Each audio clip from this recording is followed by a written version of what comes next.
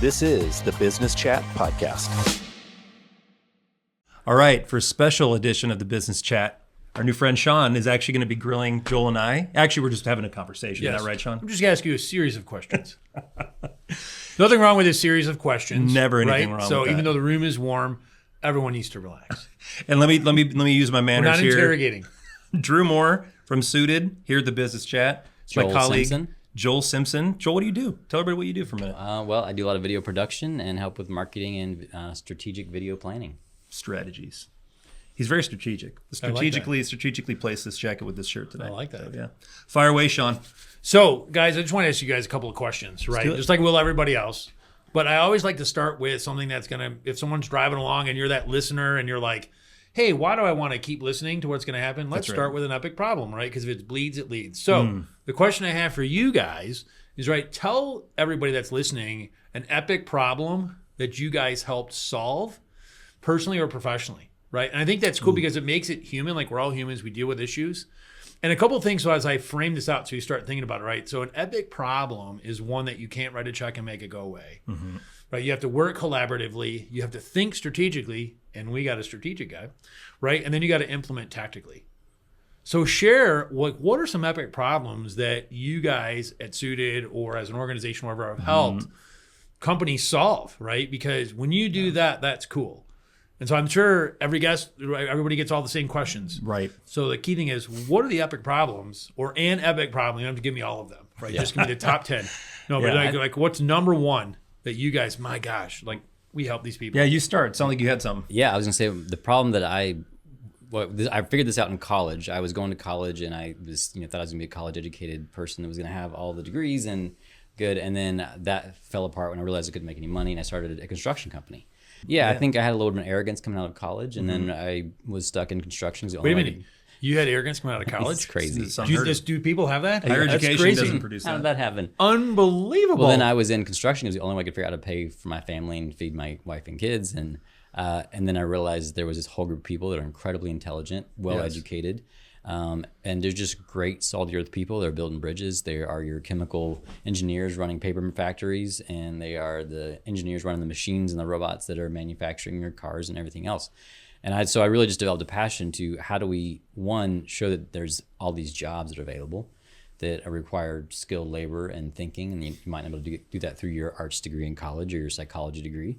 You have to learn on the job, which means you might start off sweeping a floor, and then you move up to running the machine and making a solid six figures. There's great jobs out there. Absolutely. And so whether we were doing a lot of safety training videos, a lot of HR videos, and a lot of and then moved on to more kind of the whole vertical from where it's manufactured to the product that's being put out to market, and how do we show this to people and represent the product that these people are manufacturing and help them sell it. So that's the problem that have been trying to solve and help many companies solve, and it's different for every single company and what they need.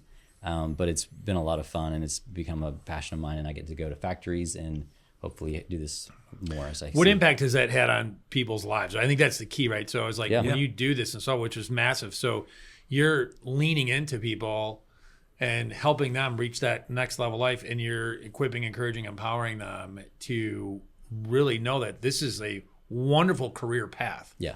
Can you talk a little bit about, just real quickly, there's a about couple what the impacts. impact? Yeah. So one is you're hanging with people that don't have cameras in their face very often. So you get to make them feel great and have them tell their story. And it's a great story to tell that not a lot of people hear. So that's one impact, just encouraging that group of workers that don't get much attention.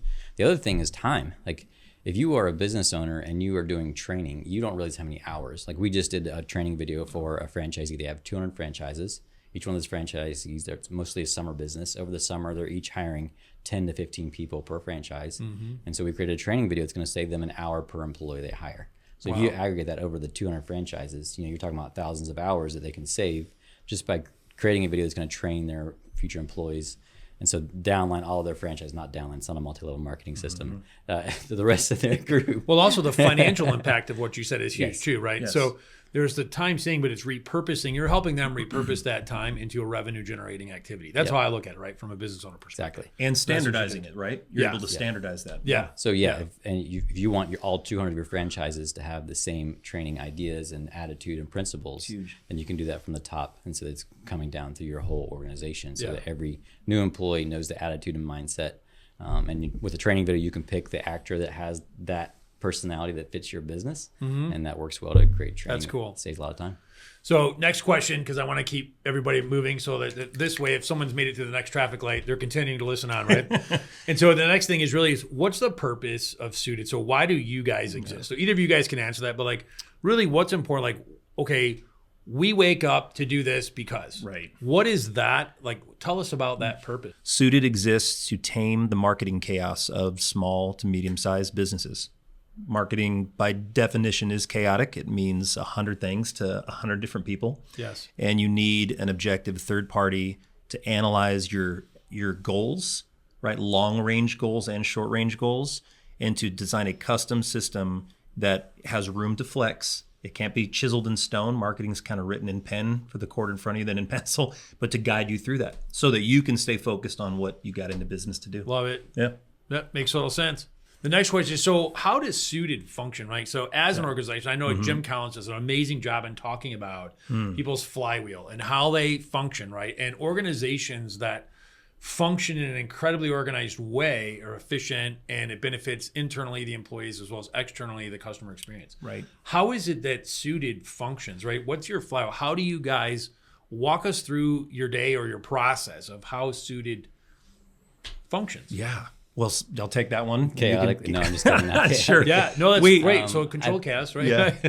Yeah, I think what makes, and you probably should answer this question more than me. No, I love but it. It's finding the people that are really good at what they do, and then and making sure that they're aligned with us. Maybe we don't have them full time. Maybe they're doing other things, but making sure that we create a team that has them in our circle, so that way we have them on tap whenever needed. And that way, a lot of times what business do is they hire someone that they can afford and not someone that's really good. Right. So we like to bring people that are really good, and then work to make them a key part of our business. Excellent. Yeah. And I think that's the key, right? Is that you focus on drive, which is going to lead into our next question, but which drives into, you get what you pay for. Sure. And so you look at what someone can really deliver so that it creates an amazing experience for someone on the receiving end, whether it's somebody that's listening like to this podcast, or whether it's somebody that is utilizing your service for the organization. And you maximize that dollar is what I'm hearing you say, because you're all about, let's go deep instead of just wide. And so in doing that, you're like the laser instead of the flashlight, right? The laser that cuts through steel, or flashlight lights up a room, right? And so am I hearing you correctly? I think you're good. I would add to that, we basically are a concierge for the business that's outgrown that DIY stage. Joel and I and other experts on our team, we don't sit here and poo-poo and, you're using what? You're on Fiverr, you're building your own web. Go for it. Exhaust that. But for the businesses out there listening to this that go, I don't have time for that. Yeah. There is an AI tool. I can find a guy and I can do that, but that actual action still takes time. Right. At some point. But then they still look at a cost, analysis and go, I don't have the budget to hire even 3 full-time people to do this. And if you're a manufacturer, you're in garage doors, you're in steel framing, you're in glazing, it's not indicative of you to have internal full-time marketing folks. You just won't be able to attract and retain them. So we bring the fractional model. Okay. So instead of you having to go find a really good writer in HIPAA compliant kind of medical speak, we'll find you that person. Okay. Now, do I have a HIPAA writer on staff at all times? No. But we have good writers to get you 80% of the way, and dial in that extra 20% that makes you unique and bring you a custom package. Yeah. Okay. Yep. Excellent. It's the fractional solution. So the next question I want to ask, right? So because of your purpose and your process of how you guys function, right? Taming, the chaos, if you will. Yeah. So what do people experience, right? So what do people, 2 ways, right? What do people experience internally at the Suited team? And then what do people experience externally? Right. So the relationships that you guys build, I know it's not a transaction, but it's that relationship. So speak to the internal part, which is critical, as well as the external, and what do the people experience as a result of being part of the Suited team and working with you guys? Well, I think we're going to adopt his snack ideology. That's one, I got to tell you. So we it. don't experience that today. Yes, I'm thinking right we need to. we have the fun. Snack right? to talk ratio is absolutely correct. So your question is, what do we experience together as we're working together? Yeah. And what is your bringing, team? What is the Suited team experience internally? What's that experience like? It'd be better for Joel to answer more of this, but I will say the hope is that we are building. So our team is united around that passion of saying, hey, we're trying to tame this person's marketing chaos. So that means sometimes having to disagree with the client, having to go, I know you're used to this thing, but let us help you here. So you but speak the truth in love. we speak the truth in love, and we say, you didn't hire us to kind of take your order like a server, kind of building what you want. Right. We're here a little bit more like a coach in the gym. It might sting a little bit. Yeah. But we're more looking for the person that goes, I'm done with writing the coaster. I actually want to see results and success. So speak the truth in love, and you speak the want truth them in to love. just say, listen, you just need to embrace the suck. You, Right? Because there's certain I think he needs to write our little on You should definitely write it. keep it simple. In your words, Joe, how? Yeah. So what are your thoughts on that? As far as ask the question again. So what do people experience internally at Suited, Internally, and then yeah. what do people experience externally? Right? Yeah. Because obviously there's a ripple effect of Oh, yeah. what happens internally is going to spew out. That's what overflows out into the external population of people, right? Because if people are feeling a certain way, right? Like it's look great, feel great, play great. Yeah. So if people internally look great, feel great, play great, then what is that like for internally at Suited? And then talk about like that customer experience. Yeah.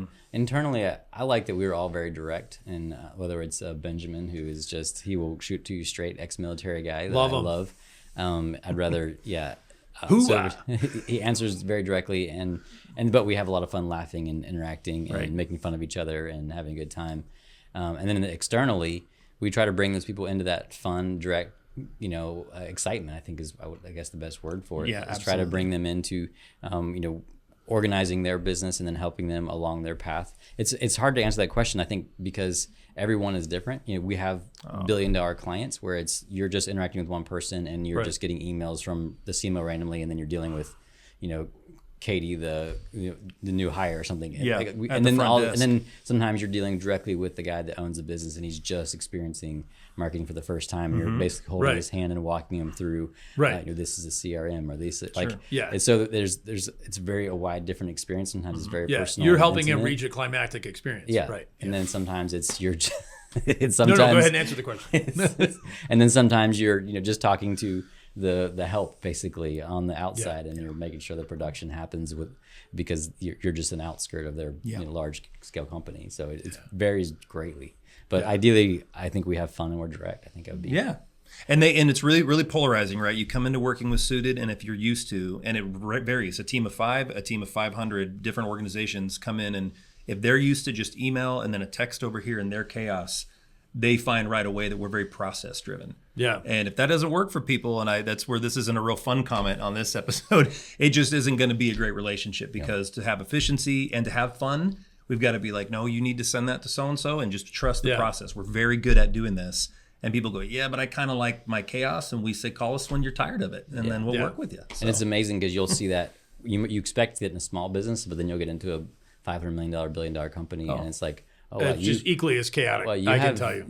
And some of them are great, but then some of them just have never put a process together, and they don't understand it, and then you're fighting upstream to help themselves, and it's an interesting process. Yeah, help me, help you, right? So Jerry Maguire, one of the greatest movies. Help you. Show me the money. Okay. So exactly. So one of the closing or 2 questions I want to ask you guys before we end is, what is it that differentiates Suited, right? What are those measurable differentiators for your organization?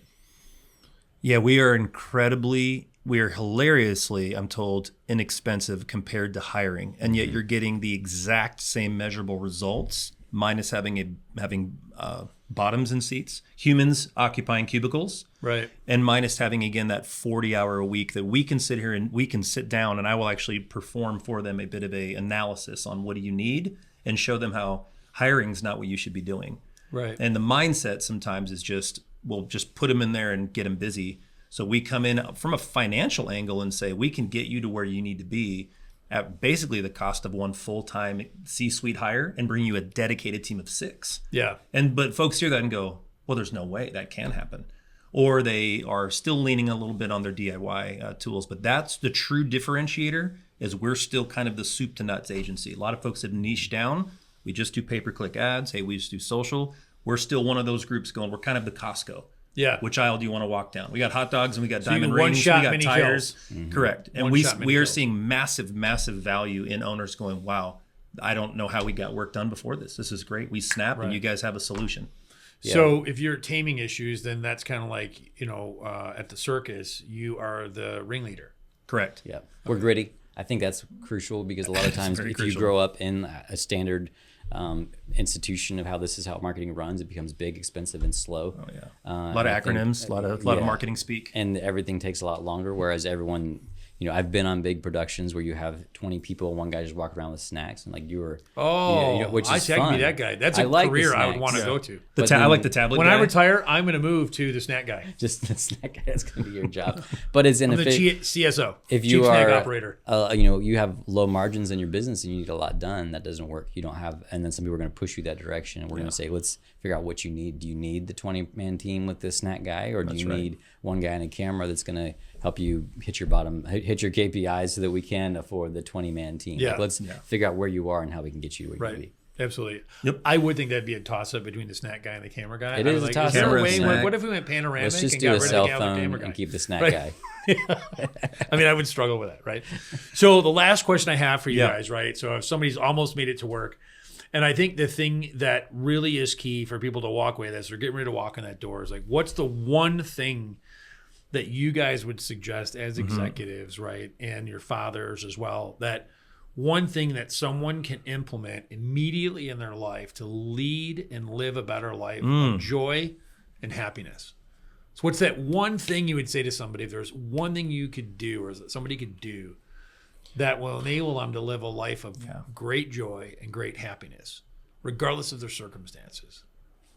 I'm going to take the personal version of that answer and say I've been hearing from some wise folks in my life and been applying it and seeing the dividends being paid back. There's a phrase that you're going to have to cheat something in life, cheat somebody.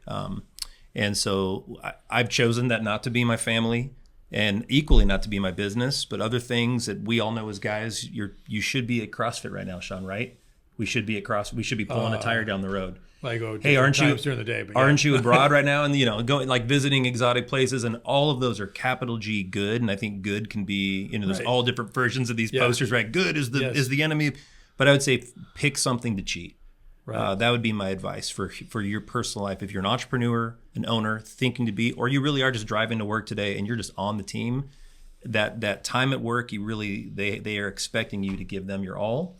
And if you're in a relationship and you have kids or a significant other, you've chosen to make those valuable outside of that. It sounds very backwards logic, right? But maybe 5 days a week in the gym on top of that, or needing to travel because it's all over Instagram. You might need to cheat on a couple of those things and give yourself some rest. Yeah. And not be in all three sports. I agree 100%. And go to all 5 great studies or religious meetups. So manage your capacity. Manage your capacity. Say no to more things. I truly agree. Yeah. Truly agree. Yeah. My statement for the year is less noise right now. So it's 2 things. One is I'm trying to reduce the amount of distractions I have because I'm always feeling like I have to respond to an email, and it's become an obsession. I realized I was addicted to my phone, and I'm trying to break that this year. Yeah. And then you're not alone in that. And then right now, so less noise, reduce the amount of noise. I delete Instagram on my phone on a regular basis. I put it on when I need it, then take it off. How do you tell a story though if you don't have Instagram? It's hard, but I do it. And then right now, which is just trying to be present. If I'm cooking dinner and hang out with family, be there and take a break from the work, because I work from home often because I'm usually on the road. So I'm usually just working at home or on the road, and so it's so easy just to never leave work. Right. Yeah. And so trying to have less noise in my life and to be here right now. Yeah. That makes a lot of sense. And I appreciate you guys giving me the opportunity to kind of, interview you guys. These questions, of course, that we're going to ask everybody that's on the show in season 5. But I think it's really cool. So hopefully folks that are listening into this, as they're getting ready to walk, they should be out of the car by now, probably, right? Walking in. Or they're in Los Angeles and they're not even halfway there. That's exactly. Well, they're almost out of their sub.